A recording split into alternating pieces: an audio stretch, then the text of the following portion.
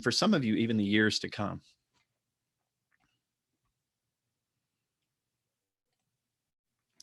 So a little bit about me.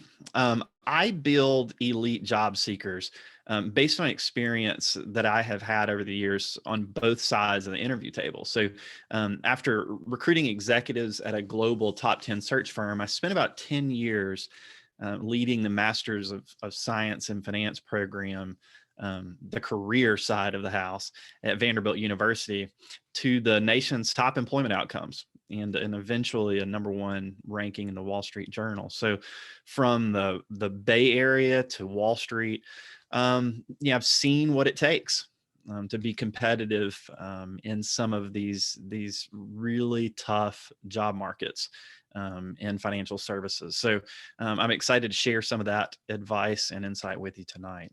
So financial services job searches are hard. I mean, there's just no way around that. There are many more students who want to break in than there are jobs, and the competition's stiff. So to be successful, you need the right mindset, but you also need a proven process. So tonight, my goal is to share a little of both of those with you. But in an hour, we're just going to hit the tip of the iceberg, but hopefully you'll have some good takeaways. So let's start with the emotional journey for this type of job search. All of you are probably at different stages of this journey tonight, but let's just start at the beginning. You initially decide to set out to pursue a financial services internship offer or full-time offer, and it's exciting. I mean, it's really exciting to think about having a platform like these jobs to do work. I mean, obviously, there's a great deal of prestige. The compensation's not bad at all, and there are just so many exit opportunities from some of these great jobs coming straight out of undergrad. So it's an exciting time, and you're kind of on a high as you approach sort of launching that search. But it's not long before a rejection here or there gets your attention, and you start to realize, this is gonna be a little bit more challenging than maybe I thought. And as time goes on and a little bit more rejection comes in, you realize this is going to be a tough road. And then you hit what I call the valley. So some people's are deeper than others, but we all hit it. And it's here where most job searches break. This is where people bail out of financial services job searches. And this really is the entry point into what I would say is underemployment for a lot of people who are really talented and are ambitious, but just get discouraged and decide to just take another path, and one that they know they're not necessarily going to be happy with, and taking jobs that they don't really want. So perhaps you're down in that valley tonight, maybe. But the good news is that even if you're here. That means that you're committed to sticking with this, and this is important to you. And with endurance and perseverance through that valley comes a lot of learning. If you had the right resources and people around you, and eventually traction and building your confidence and results. And sometimes those results look a lot different than maybe what you set out initially to do. But I've seen it time and time again that this is the journey. I mean, this is normal. It is to be expected. So every successful financial services job search or searcher has their own version of the story. Expect a roller coaster of emotions, but also have faith in the fact that those who stick with it get to the other side. But it's not enough to anticipate a rough road. The mindset is important, but we need more. I mean, we need a framework and we need a process. So here it is in its simplest form.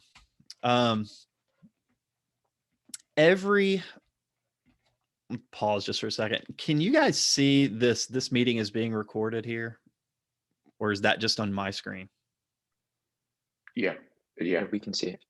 You can see it? is it a big pop-up kind of blocking your screen? Yeah.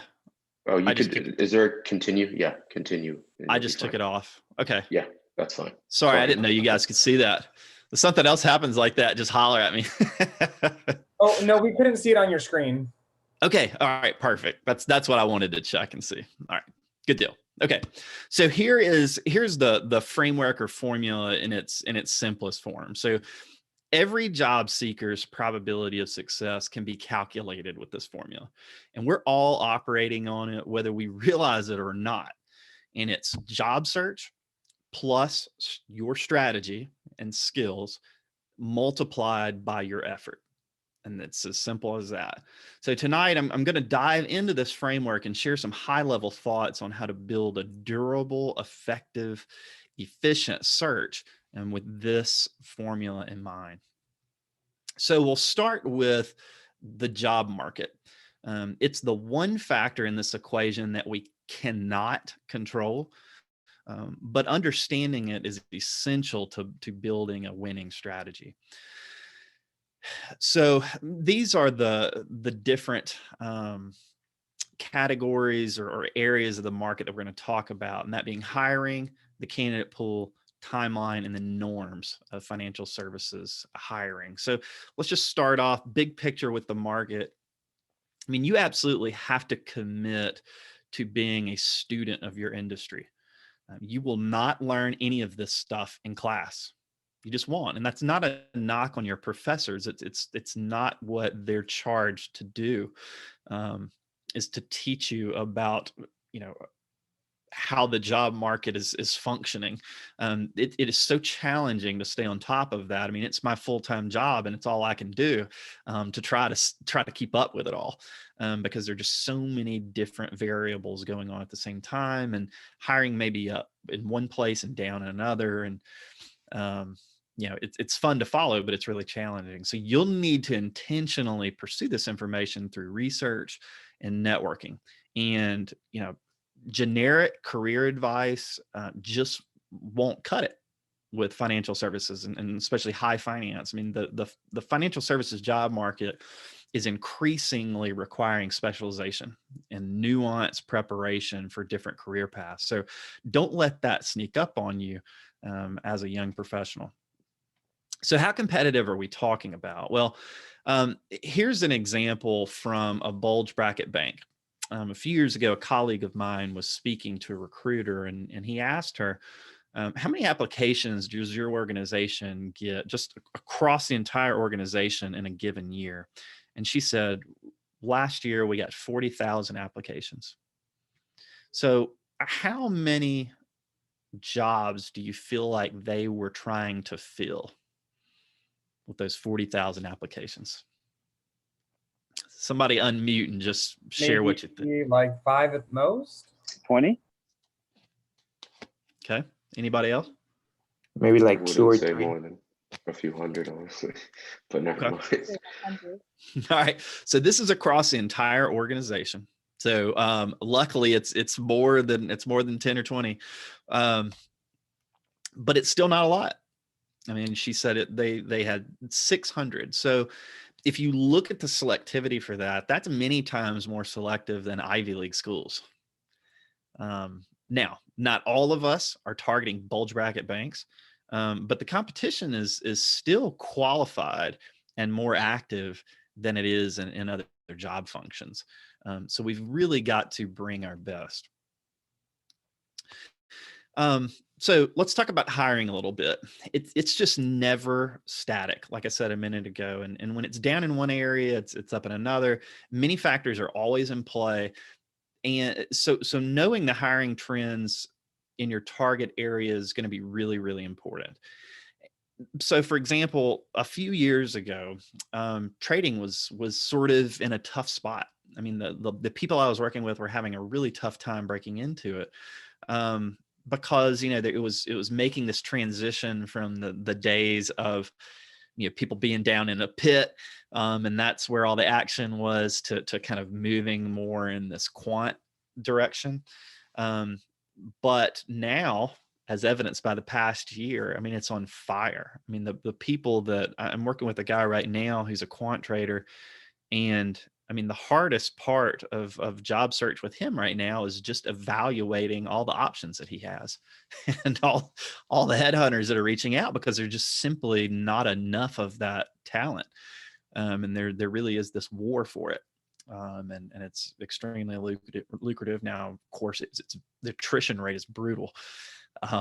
People at a lot of these firms don't survive very long. I mean, you really got to produce, but all that to say, the job market is good for people that are qualified. Now, at the same time, sell-side equity research back in those days was doing well. You know, a lot of the people that I was working with weren't having much of a problem at all breaking into that. But then with some European regulations and some industry things going on, things started to change. I mean, now we're seeing a lot of those middle of the pack players and sell-side equity research sort of getting squeezed out of that industry. So it's getting a little bit harder. So you need all that to say, I mean, you need to do your homework and determine what relevant trends will impact you in order to manage your job search risk. And that's really what we're talking about, is risk management appropriately. You have to know what the landscape looks like, because the world's greatest candidates can't land a job that's not there. So pool, you can't change the candidate pool, but you need to assess the competition. Look at LinkedIn profiles as an easy way to do this. But most importantly, you need to let this inform your own assessment of your candidacy, as well as let it guide you in your own development, thinking about how you can separate yourself from the herd. Because that's what job search is all about, differentiation. But you got to know, how you measure up. So, for example, one thing you'll notice is that students who successfully transition into real estate finance have a demonstrated interest in the real estate industry that shines through their candidacy through an internship. Real estate is one of those areas where it's kind of nichey. It's they want to know that you're one of their own, and having hands-on experience in that space helps you do that. They also have likely gotten their hands on software such as Argus as a student. So you kind of have to know, what is that main competitor profile that I have to beat. Let's just be honest. You have to beat them out, and then how do I measure up? So let's talk about timeline. So understanding your employer's recruitment timeline is essential. So do they recruit on an as needed basis? Do they recruit at specific times of the year, far in advance of start dates? I mean, usually the bigger and more established the organization, the further out they will recruit. So for example, most investment banks recruit for internships and full-time offers, a year in advance. And the thing that catches people, I think a lot of people, kind of know that in some way, shape, or form. But the thing that really catches them is the networking that is required for you to be competitive at that point. It requires months of work prior to even that year in advance recruiting process. So you really have to start early. And in fact, many of these larger banks are now moving recruiting back to sophomore year, and even have programs for freshmen designed to grab students' attention early. So if you're an underclassman, really take advantage of these valuable pipelines when possible. And others like them, such as diversity recruiting programs, because these are great pathways into really, really competitive organizations. And those pathways lots of times will give you an edge, even if you're not at a core school. In particular, those diversity recruiting programs, you don't have to be from a core school lots of times to participate in those. So you need to take advantage of it. On the flip side of this, there is the just-in-time market for immediate hires. This includes hiring at smaller boutique organizations and also what's left over from the larger firms. But if possible, consider late cycle hiring like we're entering into right now as more of a backup, if you have a choice, and take full advantage of those fall cycles. So let's talk a little bit about norms before moving on to strategy. Most larger financial services firms will have this core recruiting strategy, and some of you may know more about this than others, but I'm just going to hit it just to make sure that everybody's aware of it. So they'll have schools where they'll recruit students on campus and source majority of their hires. So for example, a bank may have 5 core schools that produce 200 applications. They'll take 12 from each school and interview them on campus. And then they'll take maybe 10 or so and invite them to the company for final rounds or super day. And then they might hire 1 or 2. So you can kind of see how that core strategy sort of funnels down to just a few offers. So it's possible to fight your way in from the outside. In fact, I built my entire career on helping people break into these organizations from outside core schools. I mean, when I was at Vanderbilt, for example, yeah, I mean, it's a great school. It's, it's I don't even know what it is now. I mean, it's somewhere in the top 20, but a lot of these banks, I mean, they're only recruiting from the top 5 or 6 schools. So, I mean, you're fighting in from the outside, just like everybody else. So it can be done, but it takes a lot of work. And let's be honest, I mean, it takes some luck. Like we said, I mean, there are factors in this formula that are outside of our control. So factor in this core school strategy and how that relates to your specific situation as you kind of flesh out your strategy. Let that inform your risk taking.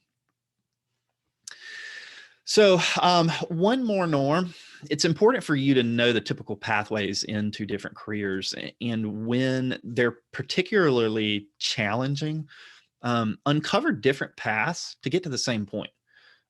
Private equity is a great example. It's rare to go directly in from school, from undergrad.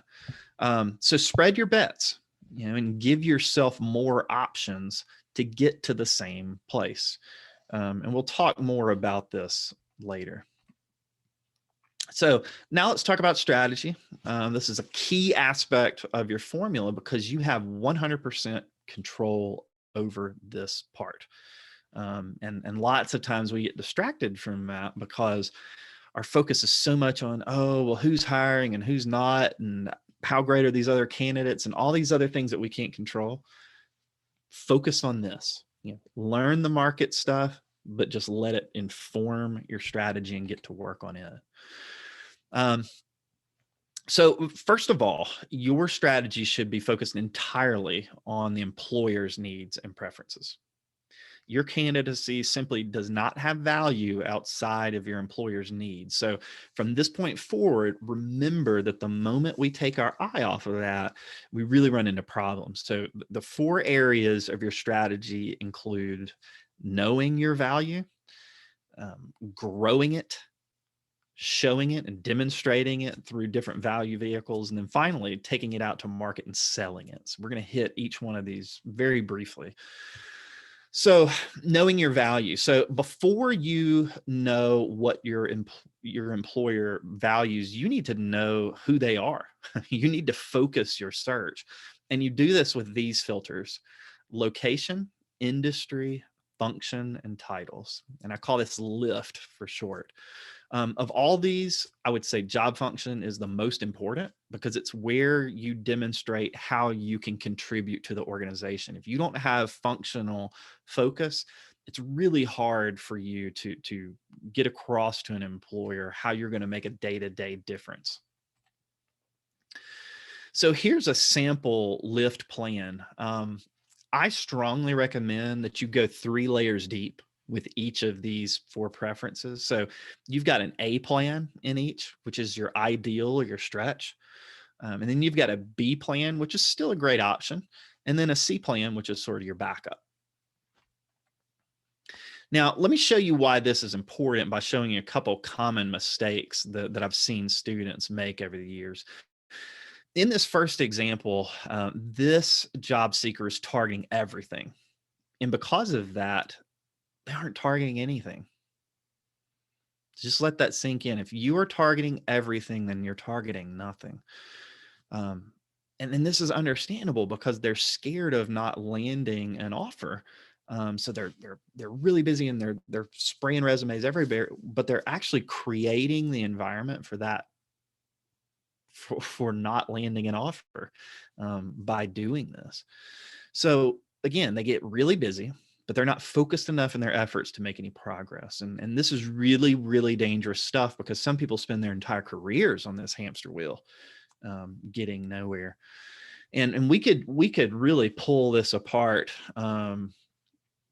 one by one with all these different paths. I mean, one that I've seen a lot is you'll see, oh, I've got consulting on there twice, but consulting requires a tremendous amount of prep. I mean, for those of you who have looked into that, just preparing for case interviews takes a lot of work, and it's really hard to do that alongside developing an iBanking story and preparing for technical questions, and then also learning about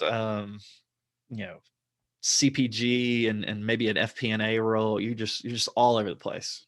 You just can't do it. Now, on the other end of the spectrum, we can make an equally dangerous mistake, and that is targeting something that's extremely competitive and only targeting that. And private equity is a great example.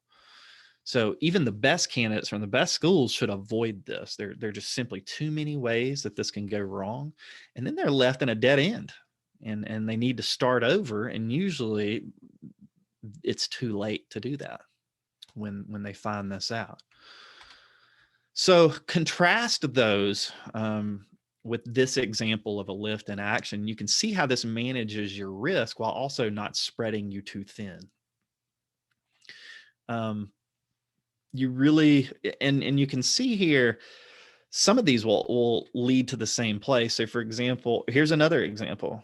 Let's say you're wanting to go into investment banking. Well, there are multiple paths to get there. Like if I'm looking to do that this spring, I'm already in the spring's just in time hiring cycle, and there are opportunities right now, but it's an unpredictable market, right? I mean, on most of those offers were given to interns, coming from last summer, and then there was a fall recruiting season, and now there are going to be some in the spring, but we need to manage our risks. So let's say I continue going after iBanking hard, but I also understand that I can go after transaction services or business valuation at different firms that give me the financial modeling experience and the valuation experience to then transition into banking one step after that.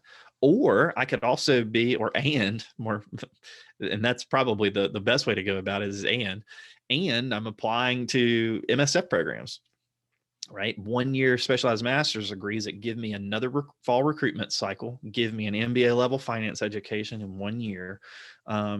So technically I should be stronger than any analyst coming in.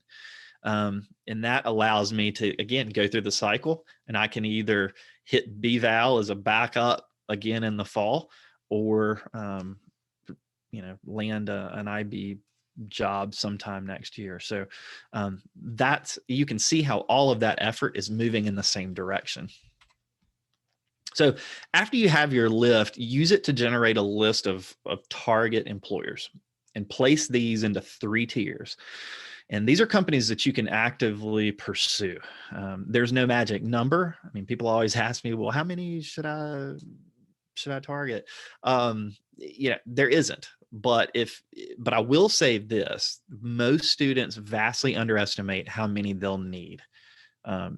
Financial services is not a job search that you go into with like 4 or 5 companies in mind. It's just not going to work. Usually, if you want a big round number to get started with, start with 40 or 50, but again, tier them out and prioritize your efforts. You don't want to hit 50 at the same time.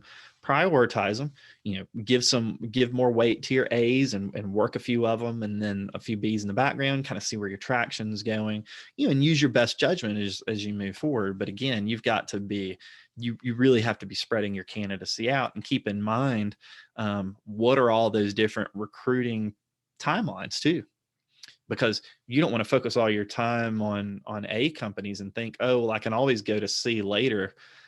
If that doesn't work out, well, what if C's recruiting timeline is concurrent with your A companies? Well, then after A didn't work out, C's no longer an option. So you have to keep that in mind. So generating a list like this can be challenging if you don't know where to look to identify more companies. I mean, most of us can wrap off 4 or 5, maybe even 10 right off the top of our head, but then it starts getting tough.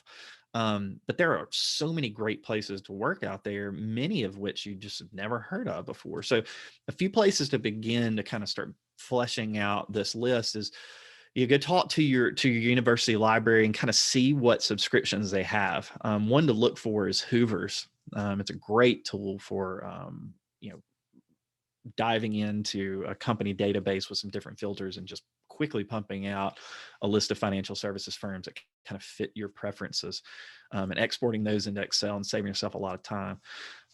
Books of lists are also great. They will publish a lot of different lists of different companies and different industries for individual cities that you may be targeting.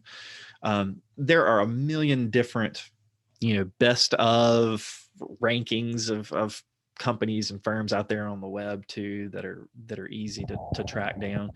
I would imagine that San Jose State has a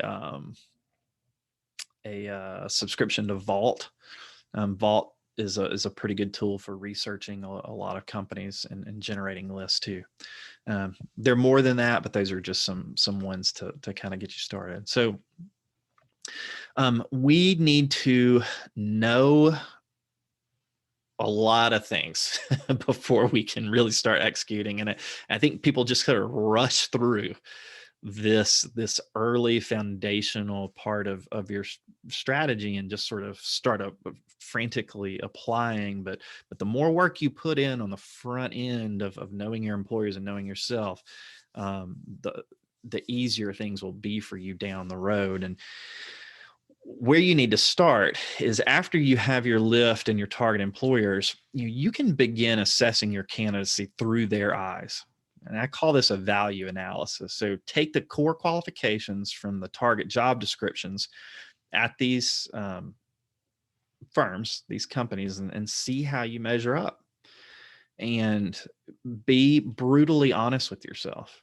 If you meet a qualification, force yourself to back that up with hard evidence. And that's going to be useful as you start to prepare your elevator pitch and your interview stories.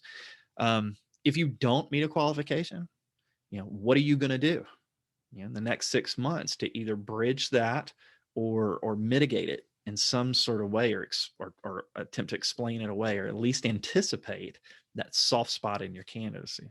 But you have to see your candidacy through your employer's eyes. And after you better understand your value, you can then take it to the next step, which is you can begin thinking about how you're not just valuable, but how you're uniquely valuable. And if there's anything that you'll need to do time and time again during job search, it's to quickly and convincingly explain why you are uniquely valuable. The entire recruitment process can pretty much be boiled down to this question. So you need to be ready for it. And it's just, it never ceases to surprise me how this can sneak up on people. I mean, if there's one thing that you've got to know, it's this. What makes you different? What is your competitive advantage? I mean, that is your compass to this whole project. So you'll do this by identifying and ranking your top, I'd say 3 to 5 value points. And as you're making these choices, don't overlook the importance of communicating a well-rounded value proposition. And so while there are a few exceptions out there, in my experience, most employers are best persuaded by a multi-dimensional value summary. And that includes a healthy mix of qualifications such as hands-on finance experience outside of a campus, hard technical skills, so analytical, quantitative abilities, soft skills, in particular teamwork and work ethic, and then finally motivation. And that sort of paints a pretty well-rounded picture of a candidate. It's important because, for what it's worth, in my experience, working with thousands of job seekers, I've seen far too many people lean on personality characteristics alone, while minimizing their track record of delivering results and employing hard skills. So keep this in mind as you complete this activity and boil down this unique value proposition. So another way to help you think through it, I'll give you a sentence that will help you flesh it out. So use this and force yourself to think through it. But here it goes. I bring blank as evidenced by blank. This stands out from my competitors because blank. And if you can do that, with 3 to 5 points of value that really overlap with the heart of an employer's needs, then you have a head start over so many candidates.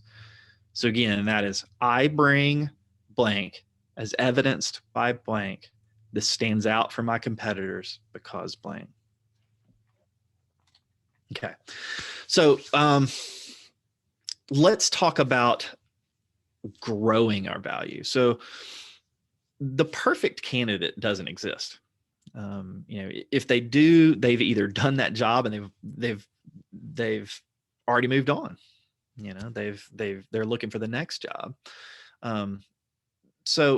But even though the perfect candidate usually doesn't exist, it doesn't mean that we should just accept our qualification gaps as they are. We need to begin developing a plan to bridge those. So if it's something that you can't change, at least anticipate how you plan to address an employer's concerns if they bring it up. I mean, a classic example of this is a GPA. You can't go back in time and change that.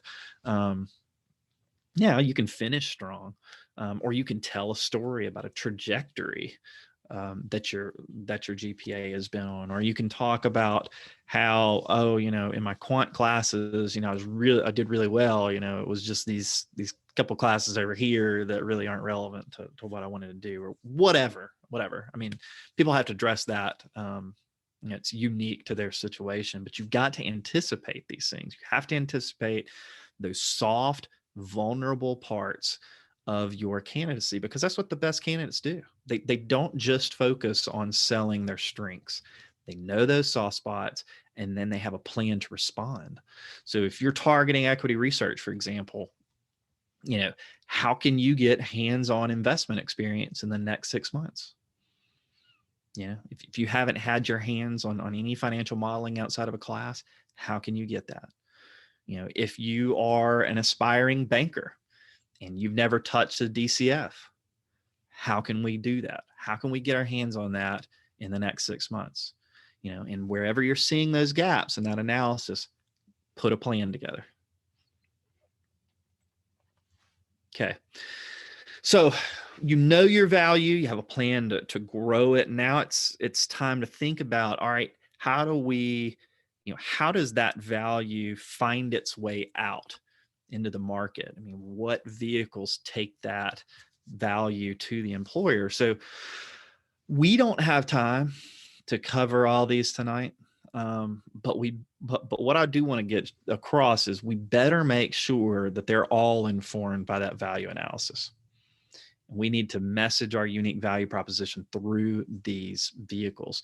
Far, far too often, we do all of these simply from our own perspective, and it could be well written. Like, all of these could be well written and well thought out, and the formatting could be great and all of that. But man, like, you just have to understand, it's all about framing. What you highlight, how you frame it, How can you weave what you've got and weave your story into the story of this firm and into the story of this hiring manager? It's all about the narrative. So one thing that I'll just quickly kind of throw out there, I don't think this used to be so important, but I do think it's important today and it's worth mentioning. And that is, know your keywords for your particular job targets. This is not, and there are reasons to do this.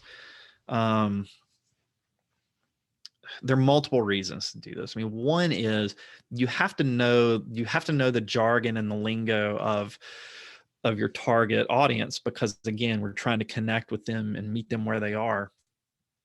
And that just that's obvious, but we also have to play these automated applicant tracking systems.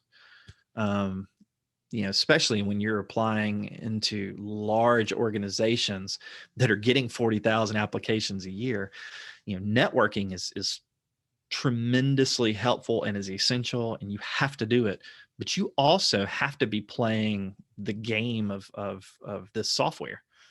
I mean, they've got a job spec and they've got the core competencies in there and keywords that they're searching for. You have got to build those into your resume if you hope to get any sort of response from any online application.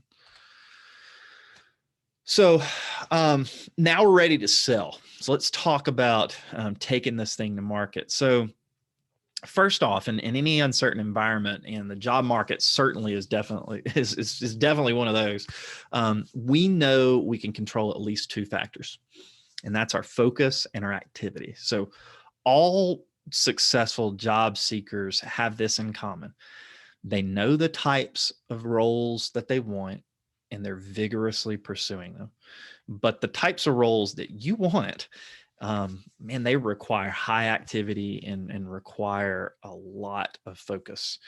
No one is successful in financial services job search by accident. I mean, no one just gets lucky.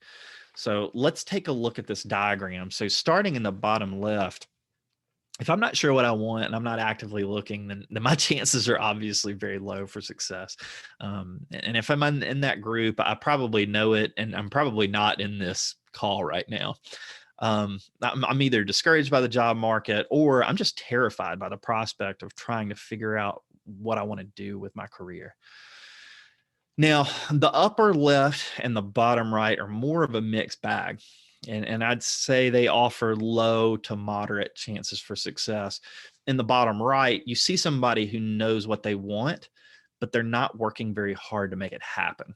And this is the case with job seekers who sit back and want to bank on one or two relationships landing them an offer.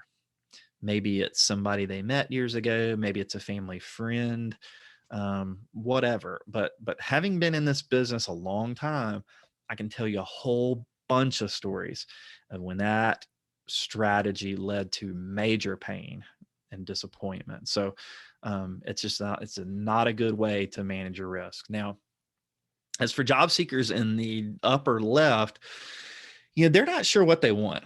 But they're aggressively applying to jobs all over the spectrum.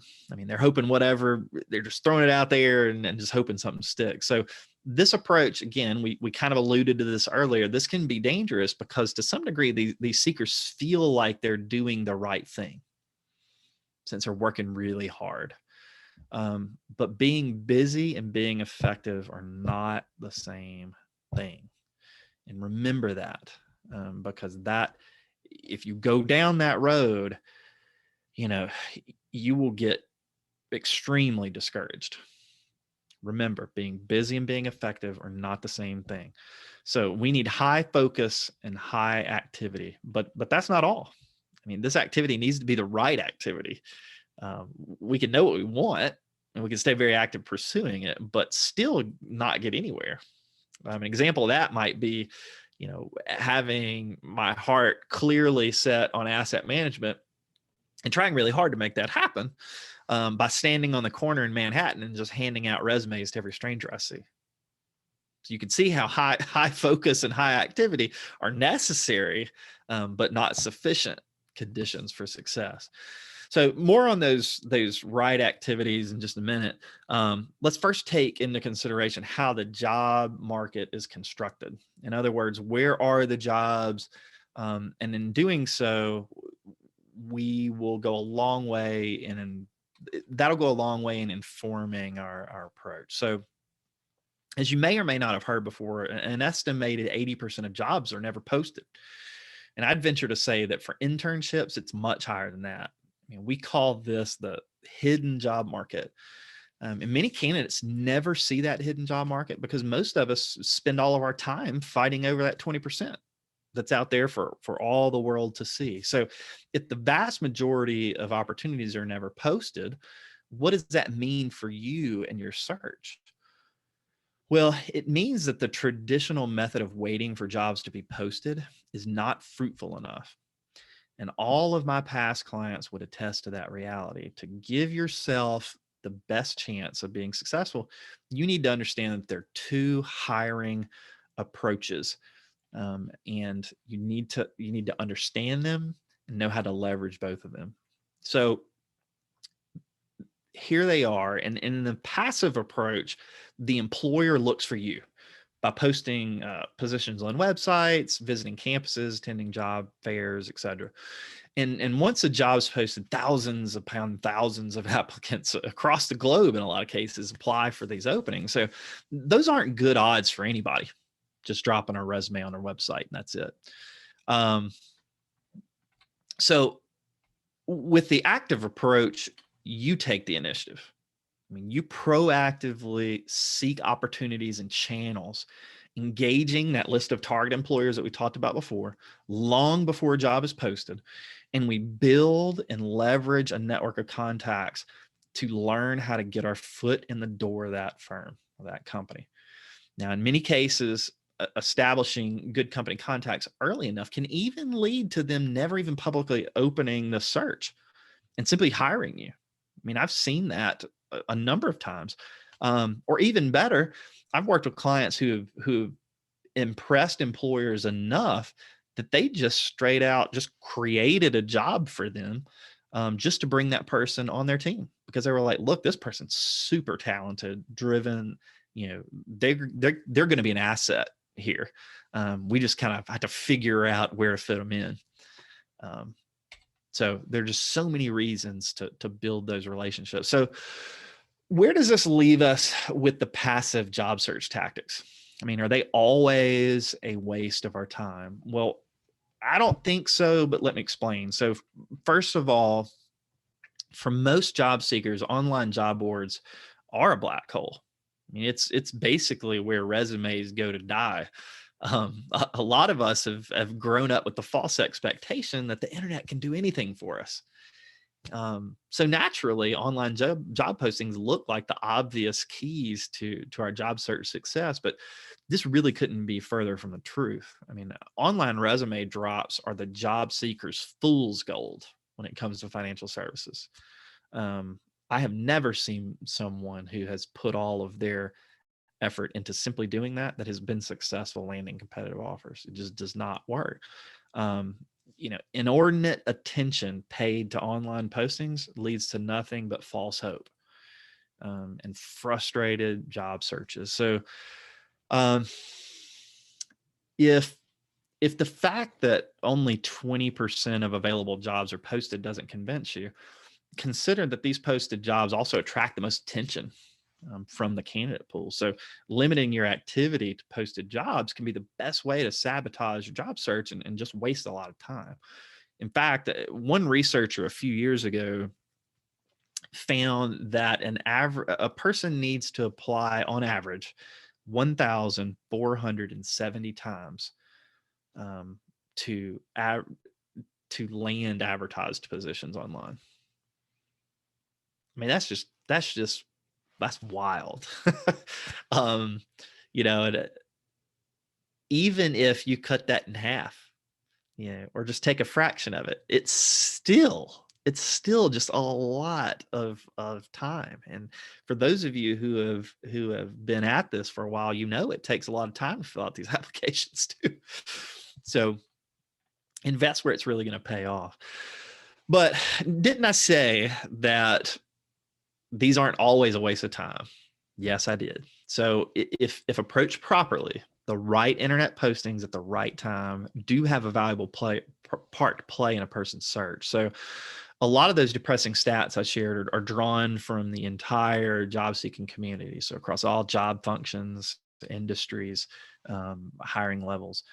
But if you happen to be a university senior, for example, you're playing in a very specific space. For example, let's imagine it's early fall recruiting season and you discover a job posting that's recruiting only entry level candidates directly out of university for a start date the next summer.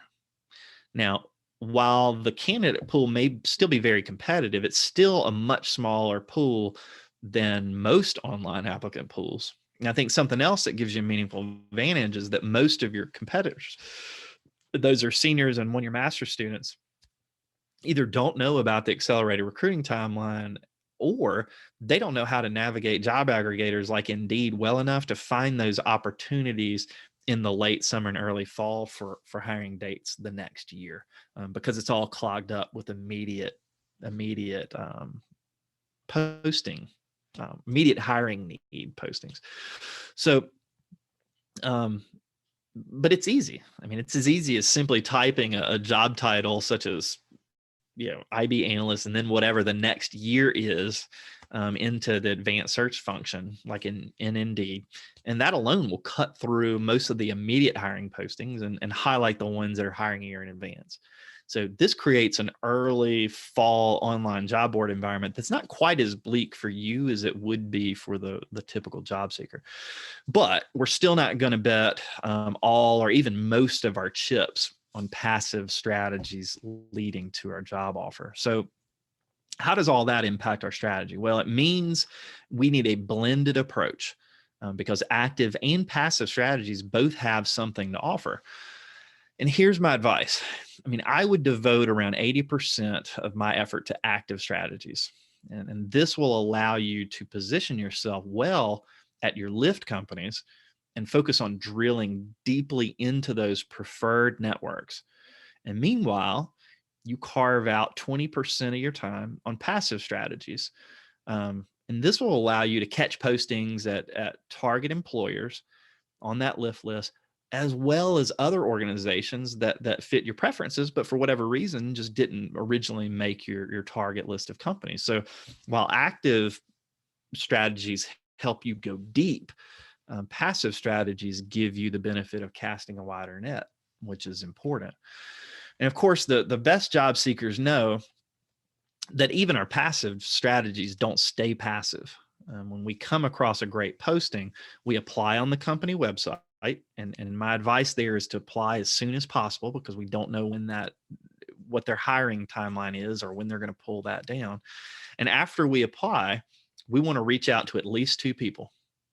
We want to reach out to one person in HR who's facilitating the process, and we need to reach out to one person in the actual job function, who has knowledge over knowledge of the needs of the role, and perhaps could even be the hiring manager. And that's the goal of this entire process, is to have a one-on-one conversation with the person who has the authority to hire you. So if we do this, we're able to have multiple possible entry points into the company through the website, through HR, through the actual job function. So your focus, obviously, should be on proactively looking for types of jobs through relationships, instead of investing your time reacting to postings with the masses. I mean, focus the majority of your time tapping into the hidden job market. Even posted jobs were often only posted after internal searches failed, or an informal search yielded no viable candidate. So identify and connect with individuals associated with the organizations and industries you're interested in, regardless of how many application systems and elaborate hiring processes have been developed. I mean, there has never been, there's never been a process devised where people with internal champions inside a company didn't have an advantage. That's just the way it works. So network soon and often. Now, there's so much more to say about networking, and we're not even going to go into all of it. But what I will say is business is all about relationship building.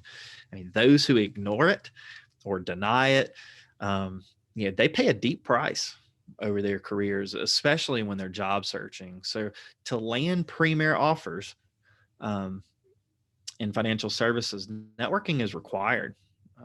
The candidate with that quality contact inside the organization, has the inside track in the resume screen. They have a scoop on the interview process, and they got somebody that's willing to go back for them when it comes time to decide who gets the offer. So there's a lot that goes into it. Like I said, we won't go into it tonight, but this is one of the workshops that I offer all the time. I call it a networking boot camp. It's about 90 minutes. I give it several times a month. And in that, I cover how to craft your story, how to identify contacts and source emails, build effective outreach strategies, how to leverage technology to increase your efficiency, because this stuff can get really time consuming. How do you write emails that actually get results that people respond to? And what do you say in those? And then if you do land a call, like, what are you supposed to say? How do you manage a networking conversation in a way where you're developing a relationship, but you're also getting what you need out of that conversation, whether it be referrals or advice and insight in the recruiting process? And then also, how do you follow up on that call to take a call from a conversation to a relationship and an advocate? That is everything that I cover in that workshop, and registration for that is on my website if you're interested. So just to share some high level advice tonight. I mean, the more strategic you are when it comes to whom you network with and how and when you do it, the better. However, you also need to be reaching out at a high volume. So don't be surprised when this leads to a whole bunch of dead ends and a number of people who aren't willing to help, or who are even downright rude. But since the job search is inherently a sales activity, remember this: no great salesperson got that way simply by being lucky. I mean, one of the biggest differentiators between good and bad salespeople is that the good ones have failed the most. There's just no denying that the more you network strategically, the more likely it'll be that you'll find yourself having the right conversation with the right person at the right time. And I call this planned luck. And it's really, really cool when you experience it, but you have to do the work to create the environment for that to happen. So finally, let's quickly talk about effort. And you see in this formula, effort has a multiplying effect in job searches, as it does with a lot of things. I mean, I don't know if any of you have ever read a book called Grit by Angela Duckworth, but if you're into this sort of thing, go check out that book. It's awesome, and I think it's just so relatable to what we're talking about here. Because I'm a big believer, just because I've seen it so many times. You can outwork the competition in job search. If you're willing to work harder and smarter, you can do it, but you have to do both of those. You can't do one without the other. And like I said, planned luck is real, but you've got to create it. Much of the job search comes down to just having that right conversation with the right person at the right time. And also understanding that even the best job seekers and that competition out there that we've got to beat, even they can't control timing. So you really need to have a whole bunch of conversations going all the time to increase your chances of having those conversations at the right time. So another thing to keep in mind too is the most qualified person does not always get the job. And that's a hard and it almost seems like an unjust reality of the job search. But man, it is true. And the sooner that you realize that, the better off you'll be. The most qualified person does not always get the job. Instead, it is the candidate who best articulates their value to a specific employer. It's probably the most important thing I'll tell you all night. So a lot of people can look great on paper, but employers don't hire resumes, they hire people. So work on how you look on paper, but remember the importance of relationships can't be overstated, and that just takes a lot of effort. It takes a lot of effort to learn how to network professionally. It's something that probably none of you have ever had a reason to do much of. You know, you've been professional students, and that's great. That's what you've had to do. But now you're kind of moving into just another world, and it's just going to take a lot of effort. Next, you have to believe you can do it, and you have to decide today that you're going to see this thing through. I mean, job search can be a mind game, and you have to anticipate that. I mean, you'll experience a lot of rejection. It'll happen a lot, and that's okay. Again, that's normal. I mean, if you're going to succeed, that's part of it. And you'll have awkward networking conversations, many of which will lead to nowhere. Many emails and calls you make won't be returned, but don't take it personally. I mean, and you'll be stressed out, but you'll be fine. You will be fine. I mean, just remember that there are many jobs out there, and you only need one. Only need one. So you've got to anticipate, man, how am I going to confront this potential discouragement when it comes? Because it'll come, and you got to have a plan. And some ways to combat that is with goals. So it's really important for you to have quantifiable activity goals that are 100% under your control. That's essential for job searching. So you set those quantifiable goals, you make them time bound, and you find a way to hold yourself accountable. And this is something that I do with all of my clients. And I cover this in great detail in our networking workshop, because a lot of, once the strategy's in place, it's all about execution. It's execution, doing the right things at the right volume, and keep doing that and tweaking it as we go. But that is going to hinge on the goals that you set for yourself. And it's really hard to do that alone. You need support. So you need a team of people around you who can offer the encouragement, that can offer the accountability, the advice, and the insight that you need. So there are people out there who know you already. And then there's some people out there that would love to know you. We need to get in touch with both types. We need to find these people. We need to pull them into our team, because that's the most successful job seekers that I've ever worked with took that approach. It's like, you know what? I need a team of people around me that can get me through this. And some people are just sort of cheerleaders. They're there to pick you up and be like, look, it's you got to keep going. It's fine. This is part of it. We knew this at the beginning. And then there's some people that are more just like experts. Maybe you go to them for like technical advice and technical interviewing prep or whatever. I mean, find out your needs and then build that team of people around you. And again, that's why I love my job, because I get to be a part of people's teams and help them build those out for themselves.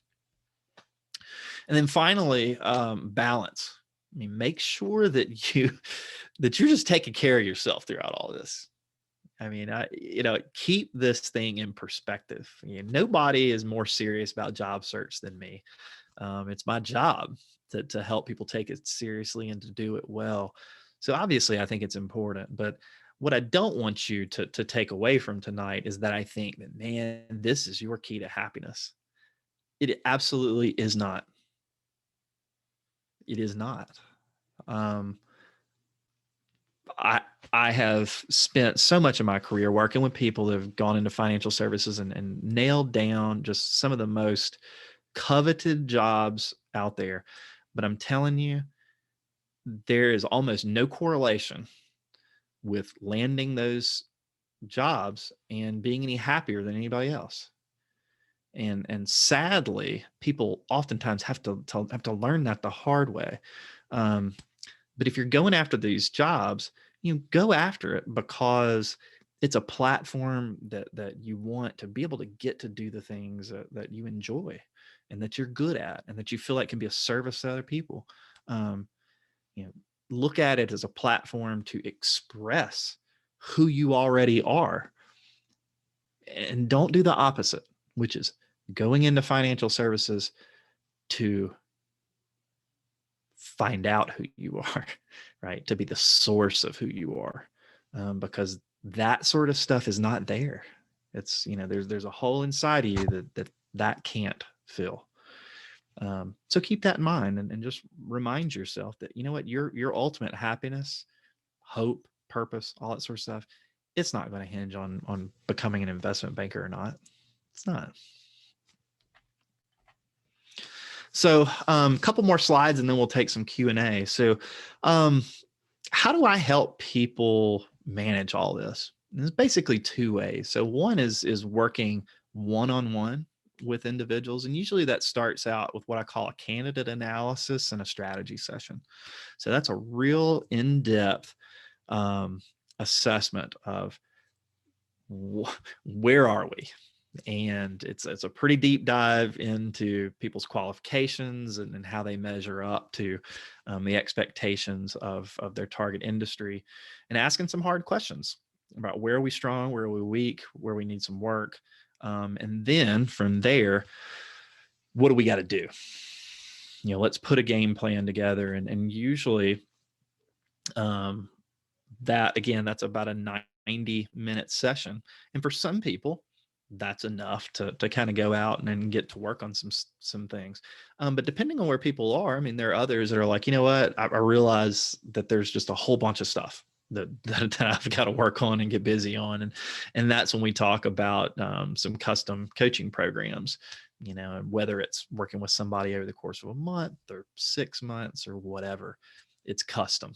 So work backwards from whatever your needs are and figure out a plan that's going to fit.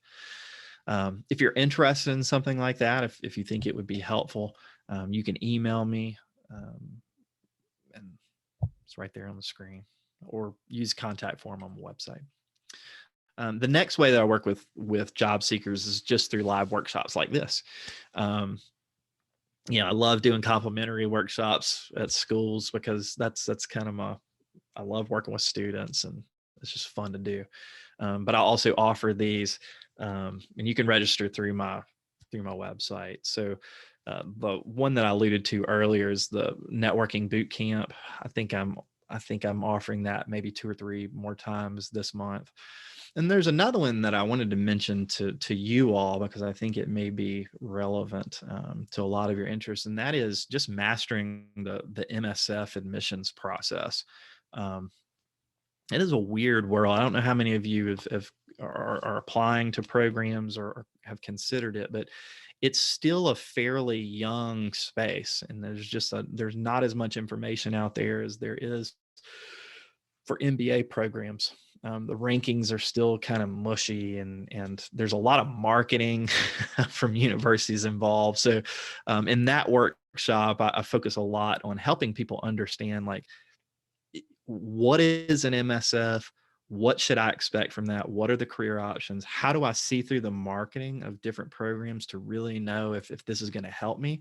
Or is this just going to be a revenue generator for the school?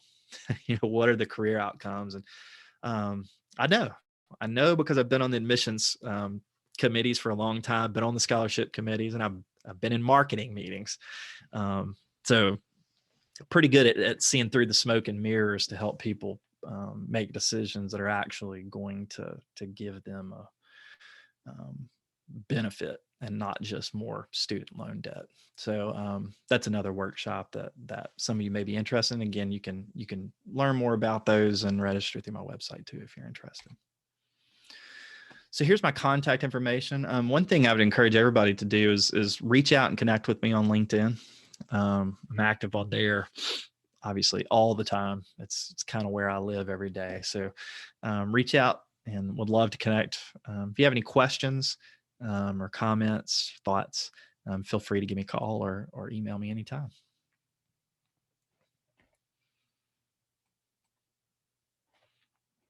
All right. So went over a little bit, but like I said, I'm happy to take Q&A. I'm not in any rush to go anywhere.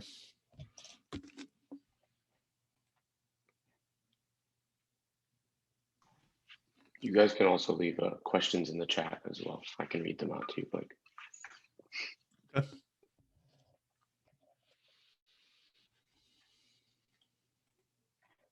Well, if there are no questions, I have a question. Okay. This is kind of just an overview. So how did you get into all of this? I know your qualifications, and I know that you've been in the industry for quite a long time, but what kind of compelled you to start doing this? Career coaching. Yeah, career coaching, exactly. It's interesting. I mean, my background is in psychotherapy, oddly enough. And I still have my counseling license, but one thing that I found when the more clients I worked with was, people would come in and be presenting with depression or anxiety or whatever. But some of these people we would just spend every week talking about their work.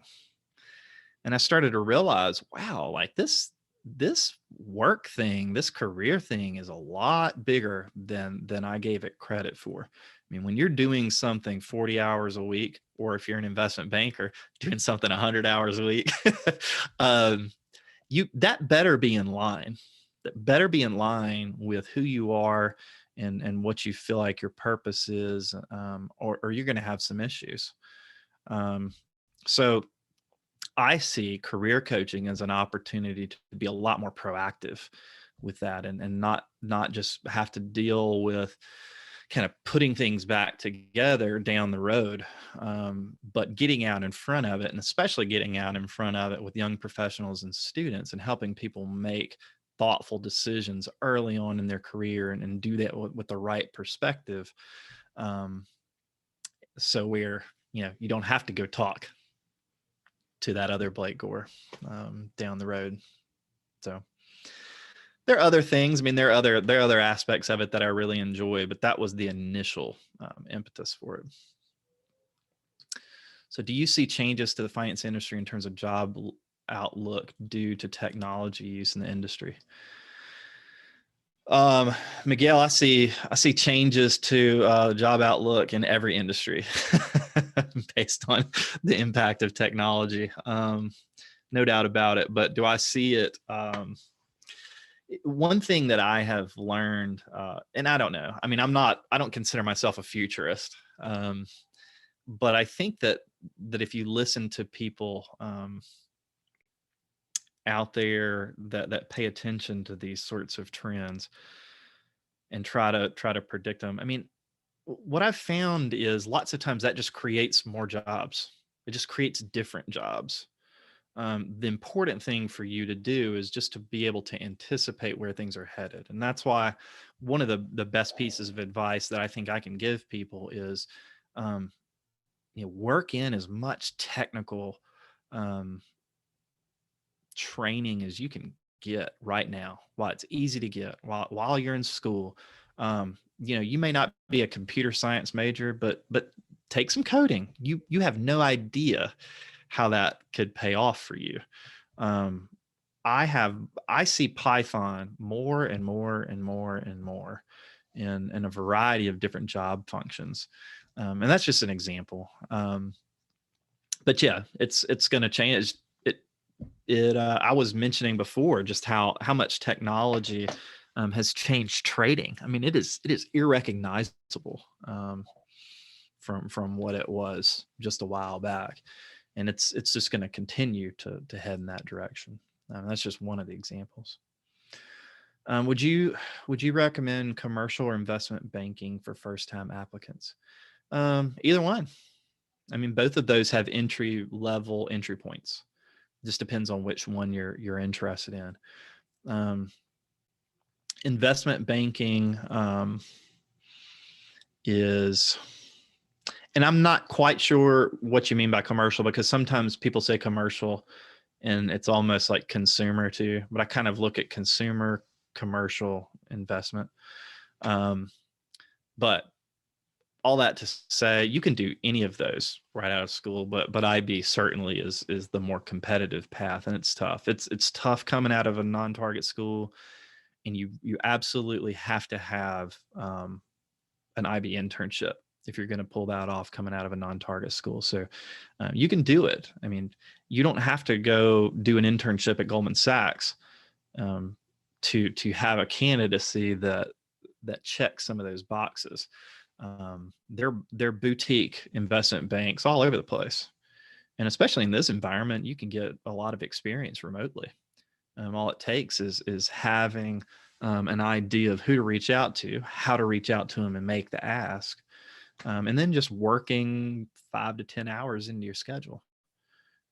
But I think that's a big mind shift that I think when students make, it can be transformative, because they start to realize, wow, I can be building my resume all the time. Like, I don't have to always just be banking on a 10-week formalized corporate internship. You can get, a 5 to 6 week project at a firm, just 5 hours a week, looks the same on a resume. Nobody's going to ask you, well, how many hours were you there a week, or how much were you paid? Like, they don't care. What they care about is, did you get an opportunity to apply the things that you're learning in the classroom in a real world setting? And you can do that at any point in time of the year. Would you advise or recommend someone to go after an MBA or another type of business master's program or certificate, such as CFA or SIE instead? Which one would be the better investment? I'm going to give you the good old "it depends" answer, and let me kind of work through those a little bit. MBA. I would not get an MBA straight out of undergrad under any circumstances. Universities don't like to hear that lots of times, because they make a lot of money selling MBAs to people straight out of undergrad. But that MBA is for, save that. That's sort of a card that you can play later on if you're in an industry and you're sort of stuck and you need to level up. That MBA will offer you a chance to level up. Or you're in an industry and in your late 20s, you decide, you know what, I hate this and I'm miserable, I need to do something else. It offers you an awesome pivot opportunity. You miss out on all of that if you burn that MBA straight out of undergrad. And to be honest with you, your salary is not going to change. You're going to get the same job. You're just going to have more student loan debt usually. You'll know more stuff, but just because you have an MBA doesn't mean you'll be hired into a management position. And you have to have work experience to do that. So get a job, work for a few years, get some hands-on experience. Man, I've seen people that were that taught high school math that went and got an MBA and went to Wall Street to investment banking. I've seen people that trained horses. I saw a person, I worked with a student who trained horses, went and got an MBA, and then went to Boston Consulting Group. I've seen people that were professional poker players, journalists, that went back in their late 20s and get an MBA and pivot. If you go to a great MBA program, you can do all sorts of things. So that's my advice on the MBA thing. Now, the specialized master's programs, those are different. Most of those are designed for people coming straight out of undergrad. And lots of times it's really helpful for people who may have been really late to the game with finance. Maybe you switch majors later on and you missed out on all those summers that you could have been interning or building experience, and you need another go at the recruiting cycle. It can be really useful. It is, and that's really who it's designed for. Now, a word of caution here. A lot of universities have created those programs as revenue generators, and a lot of them don't have the career support that they need to really help you get a return on the investment. And the recruiting timeline can be really, really tight. I mean, super tight. So you're talking about a 9-month program that starts this August. Well, your success in that fall cycle is going to be depending on what you do between now and August. It's not going to depend as much on your classwork and what you learn and do during the program. And that's a weird thing. And it's a thing that a lot of these programs won't tell you. But you have to understand the recruiting timelines of those employers, because in some cases, when I was working with MSF students, I had some students interviewing for jobs before orientation. I had some students that were flying to New York and interviewing for jobs the second day of the program, because those accelerated timelines of a lot of Wall Street banks, especially, they come fast. They come really fast. So you can't rely on that program necessarily giving you everything you need. You got to do that gap analysis and kind of bolt on that work as you lead up to that program. So for example, you're not going to be able to finish a whole semester of financial modeling, or Corp Val in a 1-year master's program that first semester before the recruiting cycle comes. So you're going to need to supplement that some way. So a great resource for that would be Training the Street. Training the Street is offers some great trainings in modeling and valuation. They're only a couple $100. They're widely recognized on the street. They give you a lot of the technical training that you'll need. So that's an example of ways that you can kind of take that into your own hands. So that's a little bit on the 1-year programs. Again, they're not all created equal. I would encourage you, if you go that route, do your homework on the employment outcomes. If they throw things like, 97% of students have jobs, 6 months out. Okay, well, tell me a little bit more about those jobs. Are people, serving fries, or are they doing like what they wanted to do? Like, there are a lot of ways to fudge these numbers and tell a story that is true, but they're like carefully chosen truths. So you got to be able to ask the right questions, and that's sort of the stuff that I cover in that MSF workshop. The CFA, ask yourself how relevant it is for what you want to do. So if you want to go into asset management, yeah, I mean, the CFA is a great fit. And a lot of people do it just because it looks good, but it is a lot of work. But if you're going into research, yeah, it's a great fit. If you're going into banking, a lot of bankers, might not be like, why are you getting your CFA? But yeah, the training itself and just studying for it really, it really helps people. But I'll say this though, if given the choice between passing level 1 in the summer and like executing a job search, I'm going to go get a job. I know people with CF that have passed level 1, they're sitting at home at their parents' house. You don't want that. Level 1's not going to get you a job. You got to do that. Certifications, everybody, a whole bunch of people got those. All right. You've mentioned non-posted jobs being the majority of all available jobs. Can you give an example of how we approach active job searching for jobs that aren't posted? Is it simply contacting firms and asking? There is an art and a science to this, no doubt about it. But I'll use banking as an example. Once you know their recruiting timelines and you know when they're going to be hiring, it's just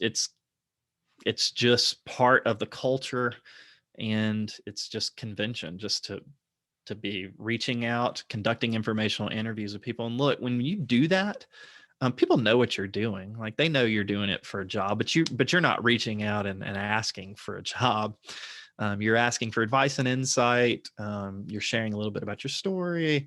You're learning more about the recruiting process and outlook at the company, and then you develop a plan after that to circle back and